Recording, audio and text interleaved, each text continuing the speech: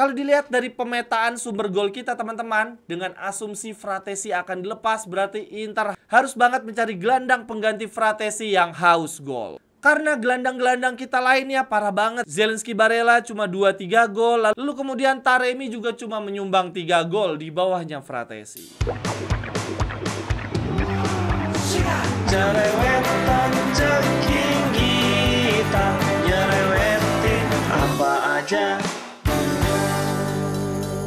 Teman-teman, yang sedang kalian saksikan saat ini adalah Cerewetin Inter. Apa kabar teman-teman semua? Semoga dalam keadaan sehat. Seperti biasanya, pasca pertandingan gue akan bacain data fakta menarik dari pertandingan tersebut dan juga sekaligus statement-statement dari sesi konferensi pers. Berarti dalam hal ini dari pertandingan Giornata 36 yang lalu ketika Inter menundukkan tuan rumah Torino 0-2. Akan tetapi sebelumnya gue mau update sedikit teman-teman tentang keuangan kita nih. Inter sejauh ini ternyata telah meraup uang 200 juta dari Liga Champion. Ini kalau dibedah teman-teman, kurang lebih 133 juta dari bonus pertandingan ya di Liga Champion, dan kemudian 60 juta dari penjualan tiket pertandingan. Luar biasa. Nah, kalau di partai final nanti Inter kembali menang, maka akan mendapatkan tambahan uang 10,5 juta. Kalau dibedah itu 6,5 jutanya dari juara Liga Champion, lalu kemudian 4 jutanya adalah bonus karena berpartisipasi dalam Piala Super Eropa. Juara Liga Champion akan menghadapi juara Europa League. Ya kali ya teman-teman, Marotta dan Oktri tega ya. Masa iya kita dapat uang 200 juta di musim ini, tapi belanja pemainnya tidak jor-joran di musim depan. Keterlaluan banget. Lalu kemudian terkait finansial dan Liga Champion teman-teman, ada fakta menarik lainnya.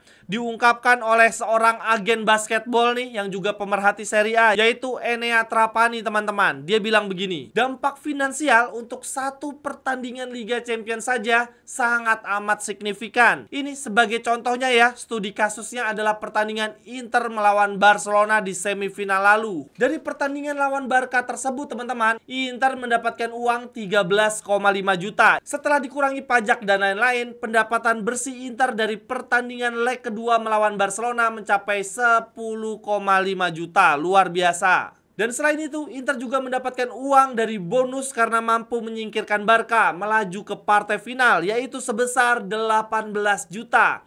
Berarti kalau di total-total ya, penjualan tiket dan bonus pertandingan, Inter mendapatkan kurang lebih 28 juta hanya dari satu pertandingan saja. Luar biasa teman-teman. Kenapa gue bilang angka 28 juta ini luar biasa teman-teman? Karena kalau kita bandingkan dengan hak siar TV Inter selama satu musim ya, selama 1 tahun, hak siar Inter selama satu musim cuma 85 juta. Sedangkan dari pertandingan lawan Barca saja, total Inter tadi mendapatkan 28 juta. Kalau dibuat persentase mencapai 30% dari total hak siar Inter selama satu musim. Gila, itu satu pertandingan doang. Dari sini kita bisa melihat dengan jelas ya teman-teman, betapa pentingnya Liga Champion. Satu pertandingan saja bisa bernilai 30% dari hak siar selama 1 tahun. Jauh banget. Itulah kenapa teman-teman, tampil di Liga Champion, melaju sejauh-jauhnya sangat penting bagi Serie A. Akan rugi bagi sebuah tim apabila gagal melaju ke Liga Champion. Walaupun di satu sisi mereka berhasil meraih 2 trofi Copa sekaligus, tetap saja dari sisi finansial akan sangat amat rugi. Ini berarti ya teman-teman, di Liga Champion ketika kita menghadapi laga berat, mendapatkan undian melawan tim-tim besar, itu tidak serta-merta sebagai sebuah kerugian ya. Justru itu bisa dianggap sebagai lahan basah untuk mendapatkan cuan besar. Kemudian lanjut yang berikutnya, gue mau bacain data fakta menarik dari pertandingan yang kemarin berlangsung melawan Torino.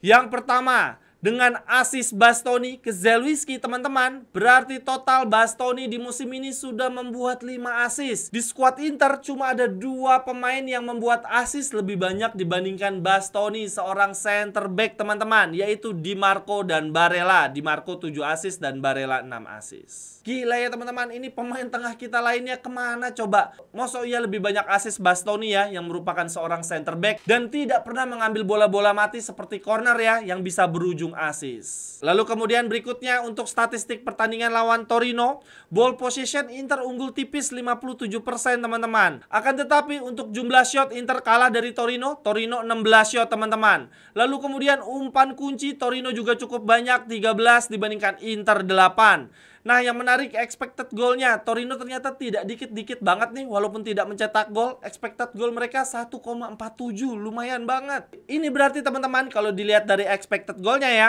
Inter sudah mencetak gol dengan semestinya, sesuai dengan peluang emas yang mereka dapatkan. Akan tetapi justru sang lawan lah yang di pertandingan ini tidak klinis ya. Seharusnya setidaknya mereka bisa mengemas 1 gol. Lalu kemudian catatan yang ketiga teman-teman, ini catatan yang sungguh luar biasa. Dengan gol yang dicetak oleh Zelewski, berarti di musim ini seluruh pemain Inter non-kiper sudah mencetak gol semua teman-teman. Total ada 21 pemain Inter yang mencetak gol di musim ini. Gila ya teman-teman, Inzaghi Ball membuat seluruh pemain punya kesempatan untuk mencetak gol. Makanya walaupun di musim ini performa penyerang kita sangat naik turun ya, Lautaro Thuram. Dan begitu juga dengan pemain-pemain kita lainnya yang diharapkan bisa menjadi penyumbang gol, tetapi performanya naik turun. Nah, walaupun performa mereka semua naik turun, inkonsisten di musim ini, Inter tetap menjadi salah satu tim tersubur di Serie A. Seakan tidak pernah kesulitan mencetak gol karena Inzaghi Ball membuat seluruh pemain mampu mencetak gol. Ini teman-teman bisa lihat pada layar, Zelewski, Korea, Acerbi, Pavard, Basto, Mkhitaryan mencetak 1 gol ya. Ini parah juga anjir, Mkhitaryan musim ini sama Korea cuma mencetak 1 gol mosok. Lalu Zielinski De Vrij mencetak 2 gol. Paling banyak tentu saja Lautaro dan Thuram ya. Lalu diikuti oleh Hakan dan Dumfries. Kalau dilihat dari pemetaan sumber gol kita teman-teman, dengan asumsi Fratesi akan dilepas, berarti Inter harus banget mencari gelandang pengganti Fratesi yang haus gol. Karena gelandang-gelandang kita lainnya parah banget. Zielinski Barella cuma 2-3 gol. Lalu kemudian Taremi juga cuma menyumbang 3 gol di bawahnya Fratesi. Nah, untuk pertandingan lawan Torino kemarin, sang pemain terbaik Zelewski tampil 62 menit, membuat 1 gol, membuat 1 peluang emas, 40 sentuhan. Passing akurasinya sebagai gelandang serang mencapai 90%. Long ballnya 3 kali akurat dari 3 percobaan, gokil. Kemudian aksi defense-nya ternyata lumayan teman-teman. Ada 2 defensive action, ada 3 recovery, ada 2 kali dilanggar, dan menang 3 kali duel dari 5 percobaan. Wow, ternyata defensive contribution Zelewski sebagai gelandang serang top juga nih kemarin. Lalu kemudian lanjut data fakta menarik lainnya lagi. Pertandingan lawan Torino kemarin adalah pertandingan ke-150 Inzaghi bersama Inter. Tidak terasa ya teman-teman. Dan dengan 3 poin yang diraih atas Torino, berarti Inzaghi sudah memberikan 100 kemenangan bagi Inter. Kalau di total teman-teman, selama Inzaghi berkarir sebagai pelatih, dia sudah menang 208 pertandingan. 100 bersama Inter dan 108 bersama Lazio. Dia masih lebih banyak menang bersama Lazio ternyata. Nah, fakta menariknya adalah Simone Inzaghi menjadi manajer kedua yang mampu menang setidaknya 100 pertandingan untuk 2 klub sekaligus. Selain Inzaghi, cuma ada 1 orang lainnya teman-teman, yaitu Nils Liedholm yang mampu menang 135 kali bersama Roma dan 102 kali bersama Milan. Selain itu tidak ada pelatih lainnya teman-teman. Bahkan tidak ada nama Spalletti, Conte maupun Mourinho. Di sepak bola modern ini cuma Inzaghi yang mampu menghasilkan setidaknya 100 kemenangan bagi 2 klub sekaligus. Setelah 3 season terakhir menemani teman-teman semua, sekarang gua merasa perlu upgrade kamera supaya visual konten semakin bagus. Ayo teman-teman, tunjukkan dukungan ke channel Ceking kita. Ada banyak cara, silahkan dipilih saja. Syukur-syukur pilih semua. Terima kasih banyak teman-teman. Kemudian lanjut yang berikutnya teman-teman. Sebelum pengundian pemenang tebak skor PSG lawan Arsenal, gue mau bacain dulu statement-statement menarik dari sesi konferensi pers. Yang pertama ada dari Aslani teman-teman. Selepas pertandingan lawan Torino, dia bilang begini. Kami tahu mencapai final Liga Champions adalah pencapaian yang luar biasa. Tetapi sekarang kami juga ingin fokus di 2 laga terakhir Liga dan menutup musim dengan baik. Setelah itu kami baru akan memikirkan final Liga Champions. Selalu menyenangkan bisa mencetak gol, tetapi fokus kami adalah memenangkan semua sisa pertandingan sebelum final. Kami masih dekat dengan Napoli, jadi mari kita lihat apa yang akan terjadi. Nah, ketika Aslani ngomong gini teman-teman, Napoli belum bertanding. Semua orang di Inter punya keinginan besar untuk menang. Selama 3 season di klub ini, saya memperhatikan bahwa setiap kali kami imbang atau kalah, maka ruang ganti langsung menjadi sunyi, semua enggan berbicara. Aduh, gue pikir gue doang ya kalau kalah langsung malas bikin konten. Ternyata mereka juga sunyi senyap teman-teman. Kami sangat bangga bisa mencapai final Liga Champions ini. Ini adalah hal yang tidak terjadi setiap tahunnya. Lalu kemudian yang berikutnya ada statement dari sang pemain terbaik, Zelewski. Dia bilang begini, sangat mudah dan merasa nyaman di sini. Saya selalu tunjukkan keinginan untuk bertahan. Saya merasa sangat baik dengan rekan tim dan fans. Saya ingin tetap di Inter. Sekarang keputusan ada di tangan klub.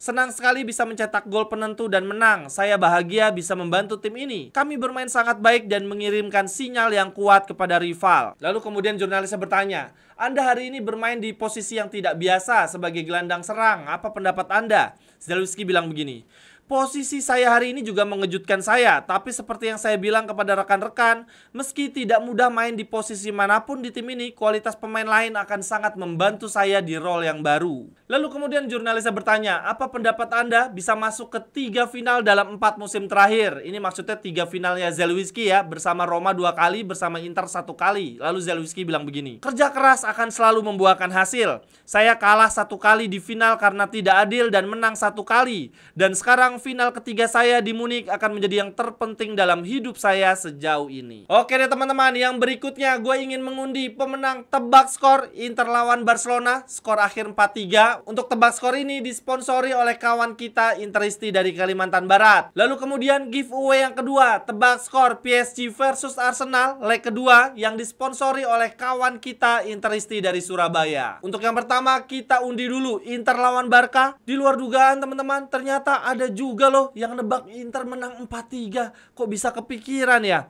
Oke deh, langsung aja gue undi. Gue pencet. Siapa nih yang menang? Ya, yang menang adalah Irwan72. Selamat kawan. Langsung aja DM gua untuk pengiriman hadiah. Lalu kemudian yang berikutnya kita undi pemenang tebak skor PSG versus Arsenal yang disponsori kawan kita Interisti dari Surabaya. Buset deh teman-teman, ini yang nebak PSG menang 2-1 atas Arsenal, banyak banget ya. Oke, langsung saja gua mulai pengundiannya. Gua pencet ya teman-teman tombolnya. Sudah berputar.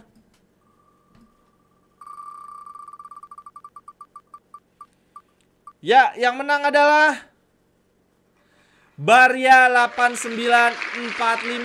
Kawan, langsung DM gue ya untuk pengiriman hadiah. Untuk teman-teman yang belum beruntung, jangan bersedih. Pokoknya pasti akan ada banyak lagi giveaway berikutnya. Sekian dulu untuk cerewetin Inter hari ini teman-teman. Terima kasih untuk yang sudah menyaksikan. Silahkan tuliskan cerewetan teman-teman di kolom komentar. Kritik, saran, dan ajakan kerjasama, hubungi gue di link yang ada di kolom deskripsi. Sampai ketemu di cerewetan-cerewetan berikutnya. Bye-bye, thank you. Cerewetan ceking kita, nyerewetin apa aja.